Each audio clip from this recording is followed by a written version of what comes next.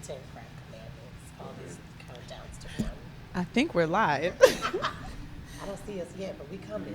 You see me? I am. We live. We live. That's what's up. Hey, y'all. Yeah. So we're going to try and give people a little bit of time to like join us to get into the link.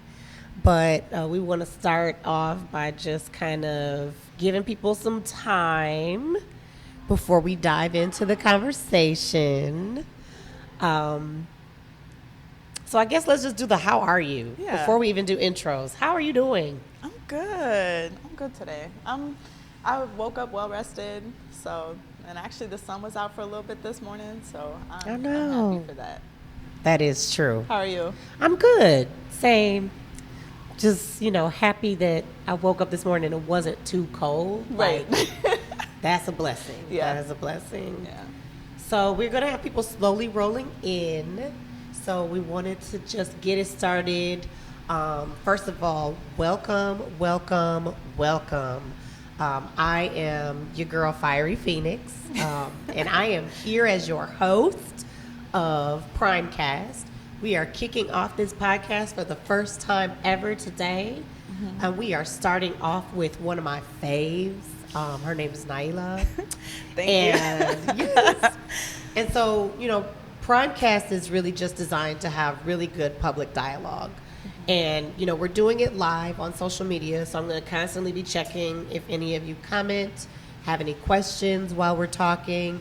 But we will be putting this on all platforms, so look out for us on Apple, on any of the places that you follow your favorite podcasts. But we will be doing this every Thursday. We record at noon, but those will be posted later. So carve out your lunch hour on Thursdays and come hang out with us. So let's get it going. So I have known Nailah for maybe about, 4 or 5 months? Mm-hmm. Yeah. A little bit, almost a half of a year. And we've just kind of been collaborating around all things community engagement, all things neighborhood, art, culture, all those things combined. And no better way to kick this off with somebody that has a very similar passion to me. And so in the intro, I just want you to tell us a little bit about yourself. Okay, so my name is Nailah. I am 25 years old. I was born and raised on the north side of Milwaukee, Wisconsin. A few things about me. I identify as a music artist and as a dancer in Milwaukee. I grew up in the church, really doing a lot of singing and soloing with the choir at St. Matthew CME Episcopal. And then after that, I really started just focusing more on choir in school and in high school and college and things like that. So I did a lot of singing throughout my lifetime. Started when I was probably about 4 years old and then created a band when I was in college with about 5 folks that I did for about 4 years. And then after that, after I graduated, I really went into music in my own way and created a duo that I'm a part of now, where I am a vocalist, but I also play on the keys as well in a group called Vibrancy. So that's a 2-person group that I'm a part of. That's an alternative R&B song group. And then I also used to do choreography when I was in college. I competed in dance throughout high school and then also in college, and then later joined a hip-hop crew called Origins, which is located in Milwaukee, and did some performances and competitions with them as well.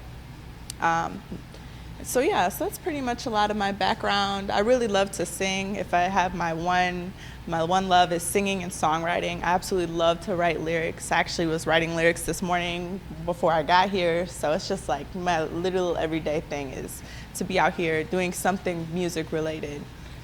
Yeah. That is super dope. So I did not know all of that past history for you. But it's really great to hear it, especially in this format with other people being able to hear about the work that you do.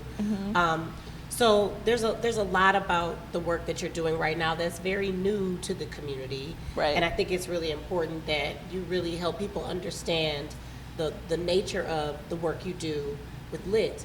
And so, I've been in the organizing world a really long time, but this is the first time I've heard a job title be a cultural organizer. Yeah.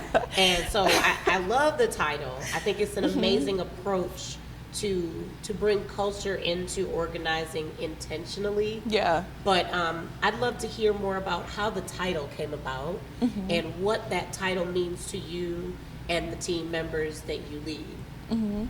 So I work for Leaders Igniting Transformation. So that's a nonprofit that works primarily with youth in the past, but now we're gearing more towards working with people up to age 35. So the cultural organizing title was something I had never heard of before when I saw about the job posting and people were talking about it, and I was like, oh wow, what is cultural organizing? It sounded like something that has to do with like almost like a diversity and inclusion position at a university or something like that, or at another job in an HR position or something. But really, cultural organizing, I think the title came about because it's something that exists outside of Wisconsin. There's certain organizations outside of Wisconsin that have that position title. That basically what that means is you're really doing art activism. So you're using art and culture to really tap into and engage folks where they're at, and then be able to educate them around issues that are impacting them, how to really step into their power and create change through their art and through their culture, and then be able to make change that's lasting, that's real, that's systemic. So that's basically what cultural organizing is all about. I think that for me, when I first heard about it, I think it's such a broad thing. It's very confusing, and pretty much everyone I share about it with, I'm a cultural organizer, automatically goes, oh, what's that? What is that is that like a made up thing? Or it's like, I mean, every position is a made up thing. Like, let's be real, like titles don't really actually a lot of times encompass what the work is that we're doing. But yeah, I really like the title too. Like culture, that's me. Yeah. So I mean, I really do believe that culture and art are not separable. They're Right. very much the same.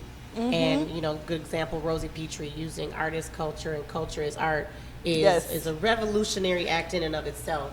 Yeah. To put it out there as a statement, and I appreciate the way this current energy of the artists is pushing the culture. Yeah. Like, because when we say the culture and everybody's using it loosely, we are literally talking about art forms. Yeah, Like practices exactly. that people have chosen to take on to do art. And so I think that leads into, the next topic, and is really like talking about your actual art practice. So, for myself, I don't get to do as much of my art practice as I used to. And so, starting the podcast is a part of getting back into practice, and practice is about consistency. Exactly. Right? Yeah. So the more that you do a thing, the more that it becomes your practice. That's what the word practice is really saying, that you do Right. it frequently. So tell me more about what your art practice looks like and what you would recommend for others looking to deepen their practice. Yeah, absolutely. So especially in my work that I'm doing as a cultural organizer, I also spend a lot of time around artists from many different mediums. So I can speak about myself as a performance artist. The majority of my art career and creative career has been around music with vibrancy, dancing. I still do choreography for myself and for my own performances, and then also I've been doing some modeling in the past 2 years. So that's something that I never really identified with. I never really identified with being a model, but people come up and they cast you in casting calls and they want you to be a part of things, and it's just really interesting. And I just did Milwaukee Fashion Week this past year. So that was interesting. That was a new experience. Excuse me, a new experience for me. That actually was really interesting, and I really enjoyed, and it also brought up the idea of how important it is and how much I actually pour my culture into the art that I do. Because, Milwaukee Fashion Week is a pretty white space. And it just brought to mind again how important my culture is when I do my artwork. So one of the things with my music, I would say consistency is huge. So that's one of the things I know as a musician I oftentimes struggle with is the consistency portion of it. One of the biggest things is also I work in nonprofit, and nonprofit isn't exactly a clock in, clock out job. I've worked in nonprofit my entire professional career. So for me, it's really trying to find that work-life balance, and then also understand like my music is another job I have, like another form of work that I have. So I have to prioritize that as well. One of the things I do is I use a lot of like message boards and like organizing boards because I'm a planner. But I try to make sure that I'm at least on stage a couple of times a month. So whether that's paid or not paid, I want to make sure I'm performing, my face is out there, and I'm somehow putting my music out there and sharing that with people. Right now I'm currently working on an EP that I want to get out by the end of this year. Yeah, so I'm working on that right now, and I'm really excited about it because I have quite a few things written and recorded that I really want to get out there, but I just haven't done it yet. So I'm like, this is years, I'm putting out that EP. Like, I need to put that out there. There's some things that I've been working on that I really want to share with folks that really encompass my story and my life growing up, things I've faced, especially that impact me culturally and that impact me spiritually. So I really want to share about that. I'm not religious, but I am spiritual, so I'd love to share that through my music. So I'm really excited about that. That's dope. I really appreciate, so as a hiatus artist, so I have not consistently performed for a very long time. However, I have become a very arts administrative focused professional. And so it is a struggle. Some of the things you just said, making sure that you get on stage once a month is such an important goal that I have not successfully managed. But I've created space for stages. So it is a careful balance that you have to create, because I think you're doing that as well. You're creating spaces for stages for all types of artists, visual artists, most recently with the MKE Art Movement event that we just had together. That was so dope. So dope. So dope. But like having the ability to curate, and then also managing the importance of the work and the creative things that you do, being out there is such a huge task, and a lot of us are not always up to it. And life, life can sometimes reprioritize everything. Every time. It's constant. But I'm always very impressed with, how you, like, the last time we were meeting, you were like, I've got a performance today. Oh, yeah. Right? And I was like, that's so good. Like, and it's motivating me. When I got here, we're at Sherman Phoenix, and my people in So Greedy are next door. And when I got here, they were like, you don't perform no more, do you? Oh, stab in the heart. Like, that is one of those things that you are reminded, you need to get back on stage, sister. Coming soon. I'll get my life together. I heard you've been back on stage, though, and trying out something new. I did. Facts out here. So I did stand-up comedy. That was the new thing that I did. And I've been wanting to do that forever, because basically I've just been a stand-up act in the office. Like, when things get really uncomfortable, when a bad thing happens, when we're dealing with something that sucks, we usually just defer to comedy. That's the most frequent thing that we do, because there's not much we can do to change the thing, but we can make fun of it. That's definitely a cultural thing for Black people. Absolutely. Laughing Can relate. and keeping from crying. Can relate. Is something we specialize in. So, from my experiences, I would do it, and then the team would be like, you really should do stand-up comedy. You're actually mad funny. They didn't say mad funny, because we're culturally diverse at work, so not everybody uses in mad our funny. in her head it was mad In funny my was how head, he said I heard it. mad funny. You mad funny, B. You on stage. That's what I heard. So, like, they've been like, sending me the list of places where there's open mics, and recommending that I just keep trying. So while I was in New Orleans, I did it. I finally did stand up in New Orleans. And what was dope is, like, I didn't know nobody, so it was super easy to get up there. Plus, the two people before me was not funny. Womp womp, they were not funny.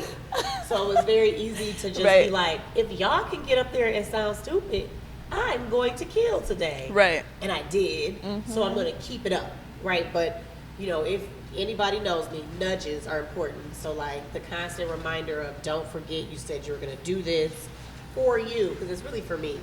I could not do it at all. Right. You know, with the many other things that I'm involved in, Yeah. it's easy for something to fall off my radar. But Yeah, you do it all. I do too much.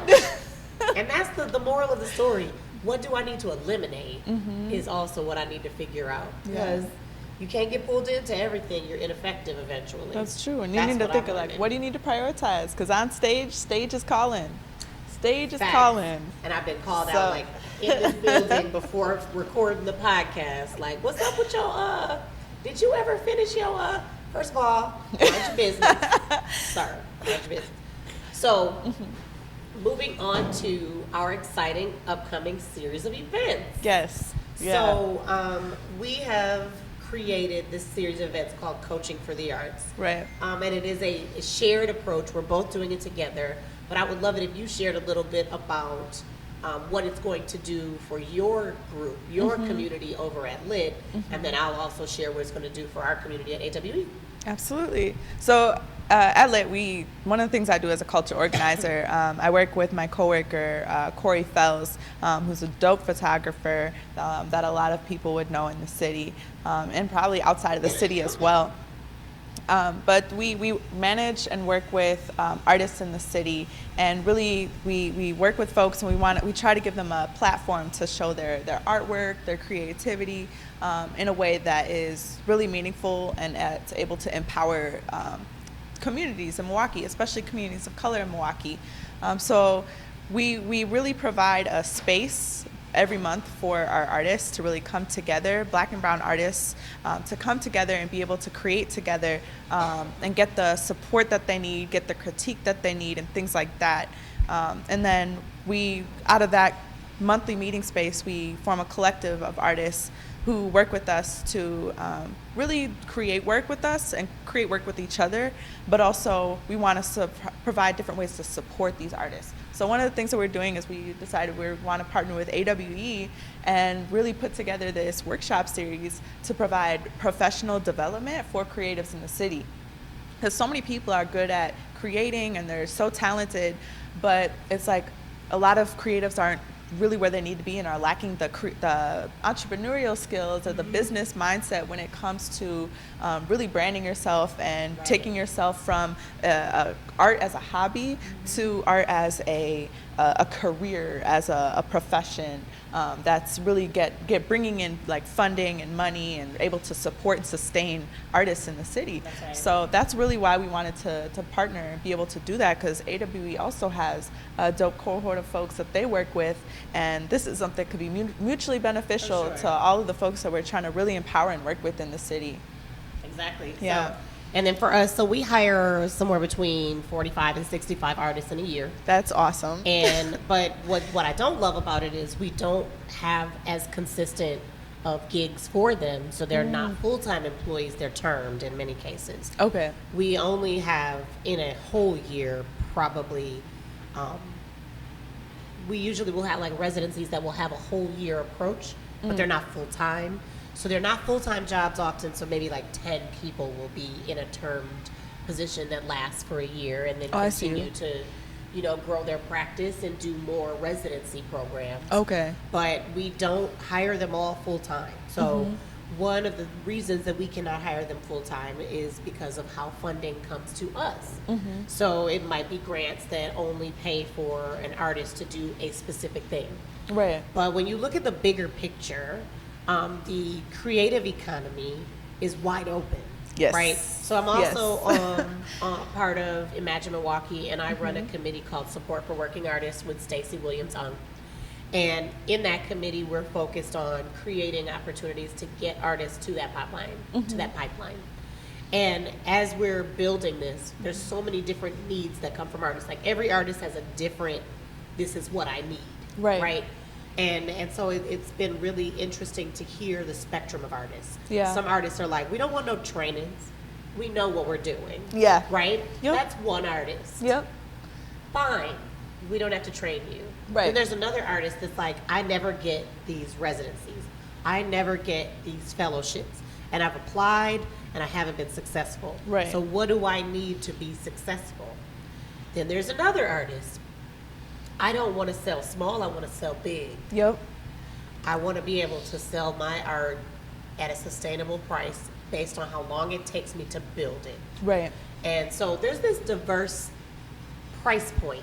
There's this diverse network. There's this diverse priority for the arts True. that every person needs to be able to decide. And I deeply believe in equity. So it's not give everybody things that are the same. Right. Give them what they need. Right. So when we talked about doing this, it's a merger of all the things that we heard in all those spaces. What we were hearing from you about building this cultural organizing space where artists are being seen as the leaders. Right. When we also model that in our work, we see artists as leaders and they're an essential part of humanity. Yep. So like humanity and the arts are not separable, just like culture and the arts are not.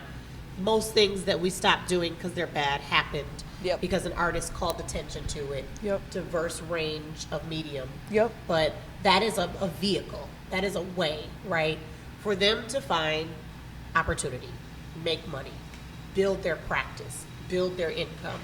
And we all believe at the same time, that this is something we can make happen collectively. Right. We can all do this together. Right. And so as we're building this practice, we need to be giving people tools to practice while they're growing. Mm-hmm. So that's what Coaching the Arts is about, and I'm really excited about it. Yep. So Coaching the Arts, the first one is happening March 14th. March 14th. We are super excited. Yeah. It's going to be at No Studios. Yep. 10 until 2. And so we have 2 sections to this session. The first part will be hearing from some diverse artists from Milwaukee that work differently. So the real theme is, are you a community artist? You don't have to be. Right. And if you want to be a different kind of artist, how can it look? Right. What can it be about, right? And so that's kind of the theme of the panel discussion. Yep. Who we have confirmed right now, I can share, is Patricia Evelyn Terry. Patricia Evelyn Terry has a studio right in Lindsay Heights. Everyone that knows Patricia Evelyn Terry knows that her art is amazing. It sells for top dollar. She is very committed to, like, pay me what it's worth. Right. Otherwise, I'll keep it right here in this house. Good. Right. Della Wells, if you don't know Della Wells, come to this gathering so you can experience Della Wells talk about the business of doing art from her perspective, which I love. I'm not going to give it away. You just have to experience Della. Della is one of our wise elders that you just have to listen to and learn how to, like, yep, I'm going to take those notes. But then also a very popular community artist, Tia Richardson, will be with us as well. And historically, Tia is probably most known Milwaukee-wise and really Wisconsin-wide now. She has really gone statewide for getting community together to create art, which is something that, you know, really is the model that AWE adheres to. So, you know, Tia, as soon as I joined AWE, was one of the first artists that I started talking with about her practice. And it is one of the most authentic community guided practices. And I'm impressed by the way she practices constantly. She just keeps evolving with the communities and neighborhoods that she works with. Yeah. So the 3 of them will be there to have this conversation with us. And that's the first half. But the second half is also going to be about building community trust. And that is so important to me. It is a pillar of the work that I do with Pryme Solutions. But I think that trust is more important to me than a good idea. Because nobody cares how good your idea is if they don't trust you. It's not going to go that's anywhere. That's a great idea, but we are going to do it without you because you're trash. That idea is going to stay right there. Right. It's going to stay right there. Just Right look here. at it. Like, that's a great idea. Over Good there. luck with that. Good job. Yep. Keep working on Yep. it. Maybe you'll find someone that listens to you. It won't be me, though. Won't be me. And so, like, the lesson in this is, you know, how do we get to the place where in this arts community, which seem to be, this is my own observation, a little bit different in sensitivities around ownership of their art and then the experiences that they've had in their art being shaped by someone else, and this desire to be liberated from other people's expectations Yep. means that the trust is in a different place for Yep. them than most other groups. So building trust in the art community is so important from the perspective of culture. The division between folk art and fine art is an invisible line, but one that we know what feels like when it's crossed. Yep. And there are some artists that their folk art somehow gets to become fine art. Right. And why is unique. Yes. Like every one of the artists that has crossed that path, sometimes they've taken their liberation, their freedom with them across that line. Sometimes they have Others not. had to forfeit it. Others had to give it up. And so we need to have these real conversations. Yeah. So that's what that day is going to be about. That second half of the day is really going to be calling ourselves to task about this conversation. Right. Like, what do we want to see change Yeah. in the culture of the art community? And all of the groups that I mentioned, Imagine Milwaukee, AWE, and LIT, we're all very committed to shifting that culture and shifting that paradigm. Right. My hope is that everyone that does join us brings their whole self to that conversation, because nobody can get to and pierce the core issues, in my experiences, like the artists. Right. So if they come to the table and they tell us what needs to be said, we amplify it. Right. Yeah. So really, like, again, like, I definitely agree with what you're saying. We're in our different organizations, as LIT, as AWE, as Imagine, we're really trying to just be the platform. So provide that space where artists can be at the forefront and be leading those conversations, be the folks sharing what they need, what they want, what they're finna do, because no one's finna stop them. Because creatives are all about creating a way. Like, we create a way out of no way. We create things that are unimaginable. We take things to the next level, and I think that that's really why we're trying to do this, is just to give people the tools so that artists can just do what they do best. Artists shouldn't have to, go to business school just to be able to turn their art career into, a business. It shouldn't be like that. It should be, folks in the community supporting artists. One of the things we want to focus on also is how so many artists think to get big and to be successful, like, oh, I'm finna leave. And the way the community is, the way things are set up right now, it is like that. Artists, to be successful, to get big, they have to leave the city. And what we're trying to do is create community that supports artists, so that artists don't have to leave the city to be successful. Artists can be big and put Milwaukee on the map and stay here and be successful and have their community supporting them, and also be able to put out work in art that's supporting the community and that's purposeful and that's really empowering folks here to make the moves that need to be made so that artists can stay here. For sure. So, yeah. For sure.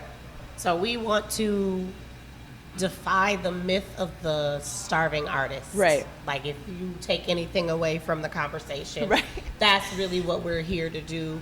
There's money to be made in this creative space. Yep, there is. And people of color, people from communities that have not historically had access to the art where wealth lives, we need to shift the paradigm and create a new path, blaze a new trail to that pipeline. And that's what this is, the beginning of a relationship to blazing that trail. Right. And I'm excited. Right. Because I love, I'm a few years older than you. I'm lying. I'm a lot of years older. And the atmosphere when I was 25 was not like it is today for someone who is 25. And the beauty is, this is a real opportunity for a lot of y'all to skip some of the things that those of us that when we were 25 we had to go through, because there was a belief that we didn't know nothing, that we didn't have the ability to make these decisions because we're too young, or whatever the stigma was. Yeah. And I know y'all still have it. Yeah. But, thanks to the overall marketing of millennials, there's this whole different energy around, we should listen to young people now. Yeah. Yeah. And that wasn't there when I was a young person. When I was a young person, it was like, yeah, just go find someone that knows, and then you do what they say. But you weren't, it was not that long ago that you were a young person. So it was not that long I have an adult child, and I embrace my age at this point. I am 43. And I think 43 is live. 43 is pretty live. I like my 40s. That is live. It's been a good stage. I have kids that are old enough to You know, I don't have to worry about whether or not y'all need a meal or nothing. Go open the refrigerator. There's some food in there. Right. So I hope you all join us that are artists that are on here. I just want to shout out a couple people that I see on here with us.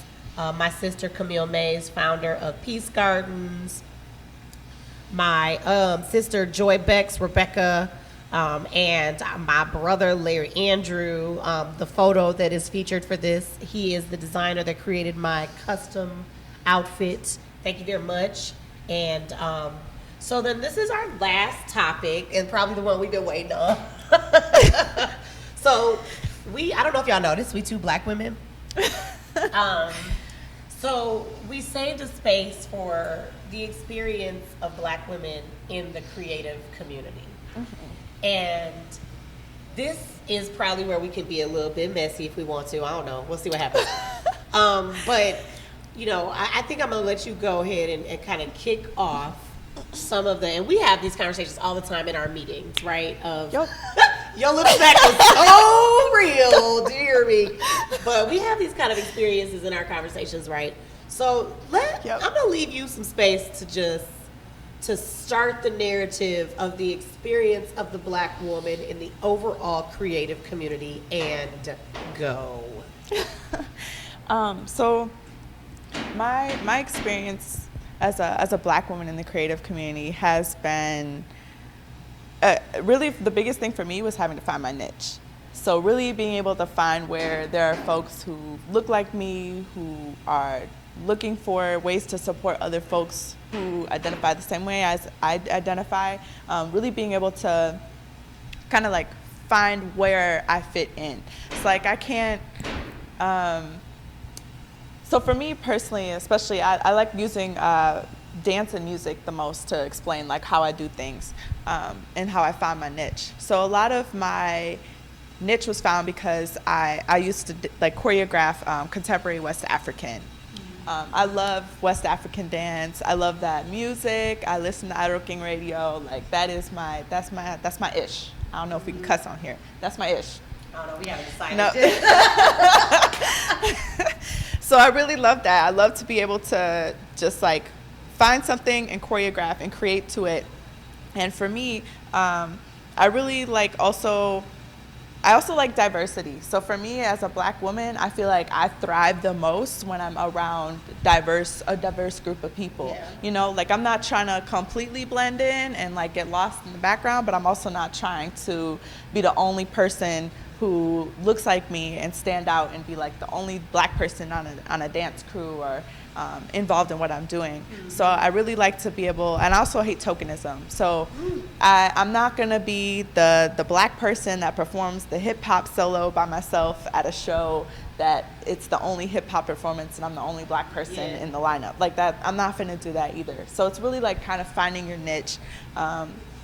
And for me, with music, one of my things with music is, and it's on my Instagram bio too, how it's like really stitching the north and south side of Milwaukee together through art and culture and dance.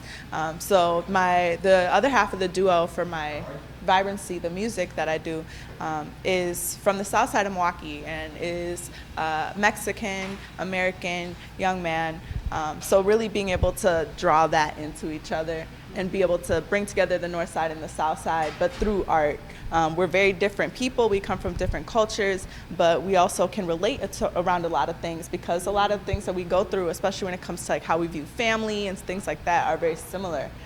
So that's kind of helped me being able to put that into my music and being able to say, this is how we identify, this is how we are as a group, and then be able to fully just be myself. Like I don't have to try to perform something that's not in my comfort zone, that's not something I grew up with, because I get to be like, nah, I'm from the north side of Milwaukee.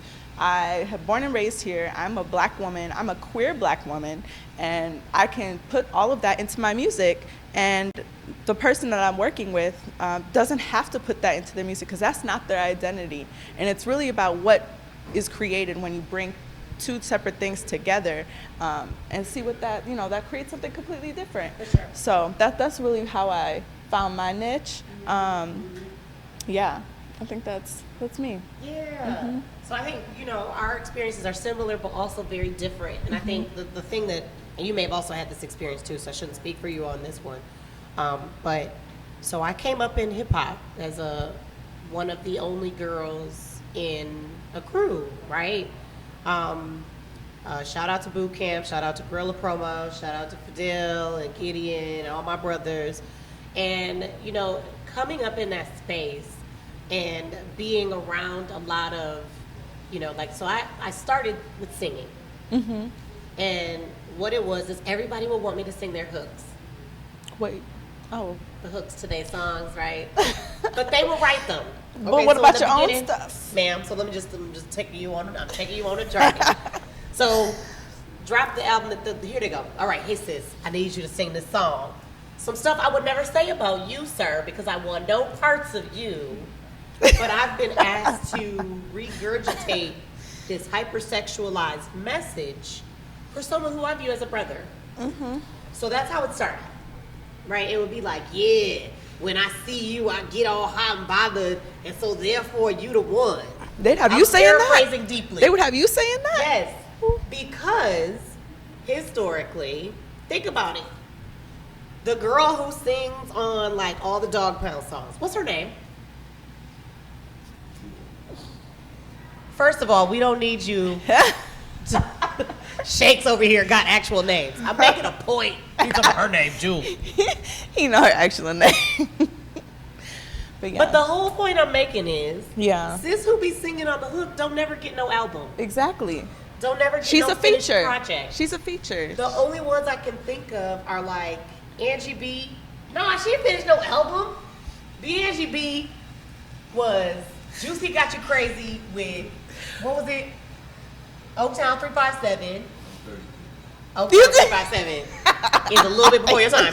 So point I'm making, like, it is very Your rare age is showing. for a sister who just sang the hooks to get her own project. Yep. We can list those sisters on our one hand, right? Yep. Mary J. Blige, Faith Evans. Am I done? Am I finished? Don't ask me. Am I I'm not done? contributing Am I finished or am I done? So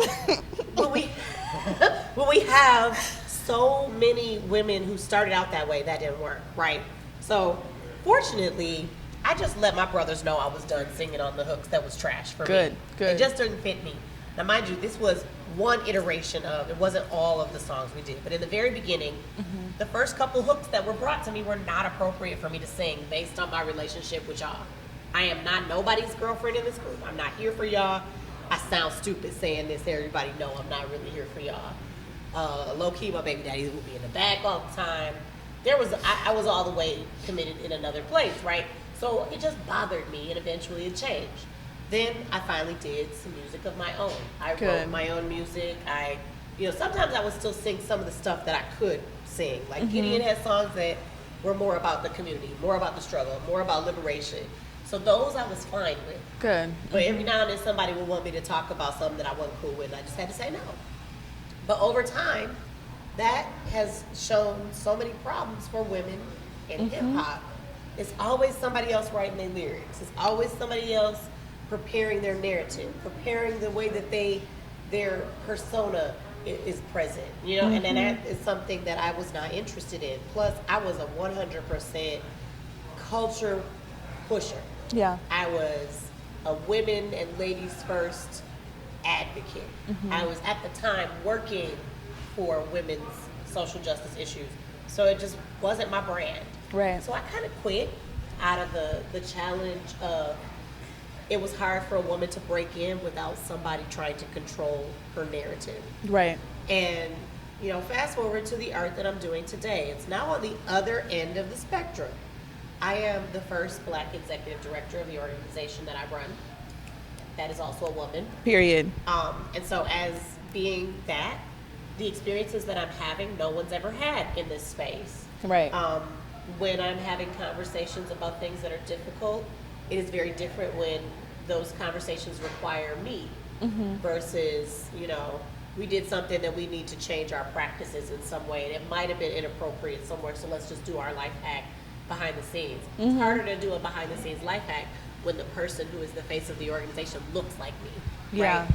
We have to do our work in front of people. Like the first thing that happened when I got hired there is Black people were calling me to task about experiences they'd had with the organization. That was first. Like, before you came, I had this experience. And some of them might not have been right. I don't know for a fact. Maybe they didn't do their parts, so I didn't make assumptions. But it has been quite a journey experiencing this role, and then it also opened my eyes to a lot of things around the arts in Milwaukee. Right. Even when they are community-based arts, there's almost always a person who is white who is securing The bag. assets. The bag, in fact. And so that is one of the things that we must navigate that is very different for us than it is for any other leader. More complicated by nonprofit, because that money historically gives to someone that looks like them, that may be doing something for communities of color, but may not necessarily be from a community of color. Right. Yeah. So that's my big loaded experience, trying to figure out who I am in this space. It's a constant journey. Yeah. Wow. And that's one of the things, I've actually been seeing this on Facebook a lot lately, when people are talking about how come there aren't more Black women leaders in different positions, especially in like nonprofit and outside of nonprofit in Milwaukee. And it's like there's not really the support for, like, once Black women get into that leadership role, the support for them to keep them in that role isn't really there. So that's something that's like I definitely admire about you as the executive director of Artists Working in Education, and being the first in that type of role in an arts organization in Milwaukee. I think that's really amazing. Yeah, I think the struggle has always been that we would always want to be in the role where we're making the decisions. That's how I ended up there. Like, a lot of the things that I did, my ideas would not make it to the end. Like, someone somewhere in the telephone game would say, I don't want to do that, and it just wouldn't happen. And so eventually what happens to most leaders in nonprofit that have good ideas that don't come to fruition, you seek a place to produce what you know will work. And because you're the one doing the work, you know better than anyone else. And so, I landed in this thing because I am maybe ridiculously brave. I don't know if that's a way to put it. I'd definitely say you're brave. But the bravery is also with I have absolutely no idea what's going to happen when I get on the other side of these leadership roles until I get into them. And I think that's, as you're growing in your career, I think you'll see the same thing. It may not necessarily be the same reasons that I've left roles that I've left, but I usually left them because there was something that could have happened that didn't happen, that I was not given the space to create. Right. And what I love about being here is, there's still quite a bit of vetting that has to happen through multiple cultures, but there's a different level of trust that I'm building with people who also have never experienced a Black woman executive director that are afraid too. Yeah. Because, even do-gooder white folks are afraid of losing things from having a Black woman director or a Black person leading an organization.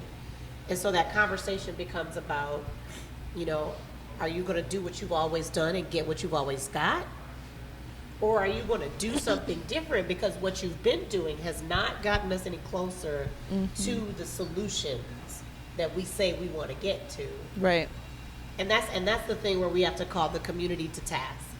Like, looking at it from all the nonprofit positions, all the leadership positions that are open, Black women are not applying.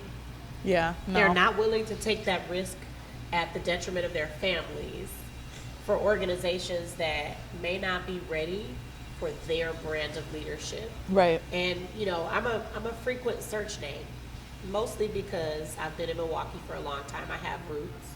So if something comes open, I'm often tapped. And when that happens, I often say, I am an executive director of an organization right now, and Milwaukee is small. So, you even tapping me, I hope you ain't told nobody you tapped me, first of all, because the trust levels within boards. Yeah. Like, if they hear from someone else that you're searching, they get nervous. Yep. Right? So, like, once you step into the leadership space, especially a nonprofit, Yeah. it's so political. little p political, like in that everybody talks to everyone. Yeah. So you It's a never small know community. what's gonna set people off, make people nervous, and you just have to manage the expectations of a bunch of people who might not even honestly tell you that they're concerned or worried. They might tell everybody but you, Right. which is the Milwaukee way. Yeah. Tell everyone else and hope it returns to that person. That's so unhealthy. Because it will return back to you. It will. It's small walkie, But by so it's then, going to get back to by you. then, But my stereotype is activated. right. Of course. Because You I talking don't about the lie about it. You talking about the angry black woman I am one? frequently an angry black woman. It's not a lie. Right. It might be a stereotype, but I be that. Same. And when it happens, I don't pretend like I'm not. Same. Sometimes I find a way to at least soften the blow, but it's still gonna be a two-piece. Right. It's No. still gonna be that straight, no chaser. It just might be, the juice is at the bar. Go grab a juice if it was a lot. And that's the work that we have to do. I am happy though in my role because these realizations of me making history, it's still Black History Month. Yes, it is. I am still making history every day in staying in this role, committing in this role, and cultivating the art community for us, by us. Right. And, as we're doing that, I think I come with my brand is trust. I work to be trustworthy. Yeah. It's like, I don't assume anyone's going to trust me. Right. So I come to the table knowing that it don't matter what color the person is, what background they come from, age, demographic. Trust is something that people measure out the way they want to. I come to the table differently with trust, and we'll talk about that if you come to the gathering. I've shifted my paradigm around trust, Yeah. but not everyone has, and so they come to the table without it. Like they start like, I can't trust none of y'all. Yeah. One of y'all gonna steal from me. One of y'all gonna rob me. Gonna treat me bad. And so they show up with this energy, but that energy then fills a room. Yeah. And I can't live like that. I also can't be out here telling my children that they can do anything if I walk into every room and act like I can do nothing. Right.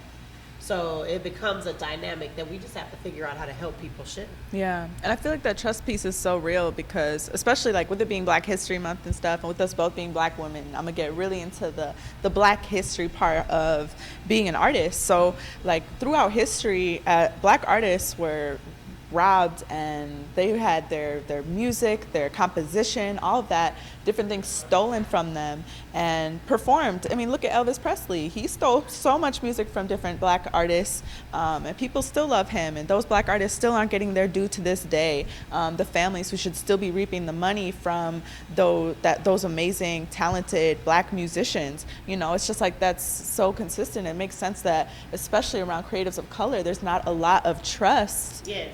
With artists, there's not there has to be trust, has to be earned, trust has to be built. It has to be something that we're pouring time and energy into to make sure that we're doing right by people. And like, especially even when it comes to markets and the arts, there's different markets, and there's things where certain people try to undersell people, and I know we've talked about that. So then that builds a problem of trust around people trying to undersell themselves, and then other artists feel like they have to not price things at what they're worth, at what their value is. And we want to make sure artists know your value is the time, the experience, the years, the culture, the things that no one can take from you and pour into what you've created, and no one can take that away from you. There's a value to that cannot be taken away. And so that's something you want to make sure that we're also sharing with artists. In the Coaching the Arts workshop series that we're having, because that workshop series, and I just want to plug it a little more, there's an Eventbrite that's going live today for folks to be able to register at that workshop series, which is going to be on March 14th. So if you're interested, please register on Eventbrite. It's free to all artists who are a member of AWE, and also to artists who are in LIT's Artist Collective. So if you're in either of those, it's free to you. Please be there. We're providing resources and folks to come in and share about things that artists have asked for in the community, and we want to really be there to create the infrastructure to support creatives. For sure. And so I just want to also plug the AWE membership. AWE memberships are an annual membership for $60. You can join if you are an artist that wants to get connected to more opportunities to vend, sell your work, to network into spaces where there are fellowship opportunities, etc. But the artists that we hire in the year, they are automatically members. So we make sure that we train them and give them the training necessary, because I think, and that's why this "Are you a community artist?" conversation is important, because you don't have to be a community artist for every art installation that exists, but you do have to be a community artist to work with AWE. Because we are working with neighborhoods, we are working with kids, we are working with families, we are working with systems. And when we're doing that, we are not here only for your creative intellectual property. It is a collective intellectual property that we're trying to develop so that neighborhoods are valuable, neighborhoods are hard to break up, and gentrification is prevented. So the goal is to make it where things belong to them. So, but that doesn't mean you don't have the right to choose another art path. Right. So what I would rather do as someone that's leading an organization where I need you to be able to talk to human beings and not be problematic, I'd rather train you to do that, provide you with the supports you need for that. And that's what we're doing with this program. You don't have to be a working artist for us, but it is a pipeline into our opportunities. Right. And I think it's the same with, coming over to working with Lit recruits that are through this cultural organizing group. We are treating them just like our actual employees that we hire, because we want them to be hired by us through this network. So when the opportunities come, we hire who is reliable. We would like to diversify who we hire, but when we gamble on some people, they ruin the bag. And I'm just being completely 100 with you. I can't afford to ruin no bags. I need all the bags. So like at the core, I want us to all win, but I want us to have the tools necessary to win, whether it is with me at AWE, with Lit, with a private, application that you do yourself. Some of these artist opportunities are RFP'd out. You can do it yourself. We want to help you do the RFPs. Right. We want to help you write a better application. Right. And if we can successfully help you with that, we still count that as a win for flooding the pipeline for the creative economy so that people are working consistently. One thing I'm proud of at AWE, when I first started, a whole bunch of unemployment letters was coming in. Why? Because they were laid off periodically. And so, we had a lot of letters come in. We have less letters coming in, to the tune of almost no letters. Like at this point, it's been at least 6 months since I've seen an unemployment letter. That's beautiful. What that says to me is we've worked really hard to train people more intentionally. We've worked really hard to prepare them for opportunities. And when they weren't working with us, they secured something with someone else, and we supported that. Right. So if nothing else, we just want to see everybody win. Right. And we want to see like the funding that comes into Wisconsin for the arts that's private is top tier. Right. But the public funding is non-existent. Right. And the people from the community are not the ones that are being paid this top dollar of the money that's coming in. Right. Those are international working artists for the most part, being brought in to do something for Milwaukee, and then occasionally Milwaukee-based artists have worked their way to a category where they're also tapped. Gotcha. But that's not everybody. And I want to see that number increase, and I want it to include people of color. And so that's my ultimate goal. That's our ultimate goal. Right. Is flooding this pipeline, but making sure this pipeline looks like us too. Right. Making sure that the art that's in the city, all the artists and creatives also of color are being represented. So that it's not, there's fine art and then there's black art and then there's this type of art. It's like, it should be just art. Yep. And it should be Black art equally, is fine art. Exactly. Black art is fine art, and that art deserves just as much representation, support, funding, uplifting, and as much as any other type of art. So it's things like that we really want to make sure that folks of color know about these opportunities and are able to, tap into these opportunities and also be successful. Because a win for any creatives and creatives of color especially is a win for us. That's a fact. That's a fact. So we are at the 1 o'clock-ish, it's 1:02, time for our recording. And I think it flowed pretty dope. I'm feeling this. Yeah. Podcast 1 is down. Right. Major shout out to Power Forward Media and Shakes, who is really changing the culture out here as a leader. I am mad impressed with him and his tenacity. He has built a machine of, I want to call it media hack. I love it because we need to be creating our own media, spreading our own media, and building our own narratives. Amen. And we can look at the news and see that that is not their primary goal to build our narratives. Their primary goal is to build fear, false evidence appearing real. And so I am real happy to be partnered up with Shakes on all the things that he does to provide his name to everybody who needs live streaming, who needs podcasting, who needs networking, to be marketed, but just to push your movement, whatever your movement is. Shakes is here to provide you that service through Power Forward Media with his team of young engineers is what I'm gonna call them. Yes. They are experienced engineers.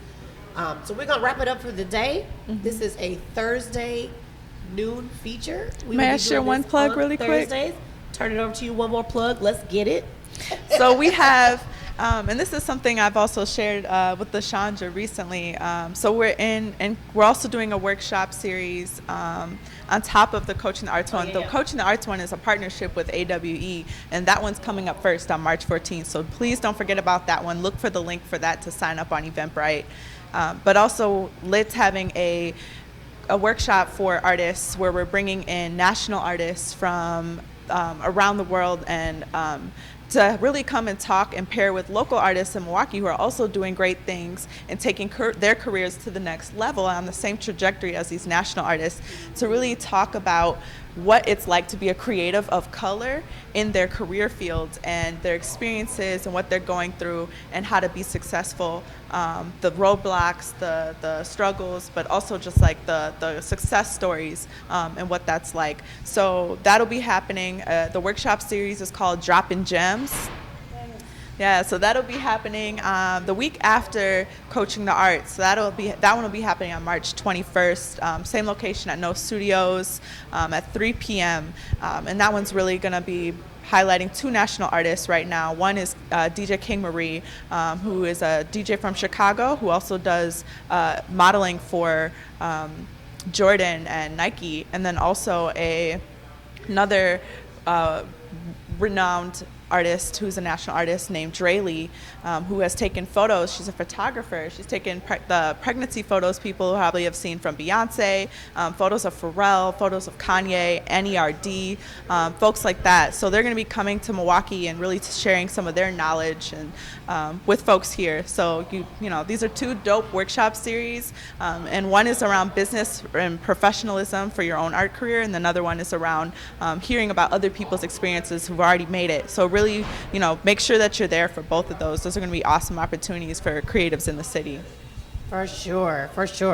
So this partnership is ongoing. We will keep promoting and cross-promoting each other's programs and opportunities. But we are going to wrap it up at this time. Thank you so much for listening, for watching, for those that were here with us live. Again, keep us on the radar. On Thursdays, we will keep posting Prymecast podcasts, and thank you so much. That is a wrap. Thank you.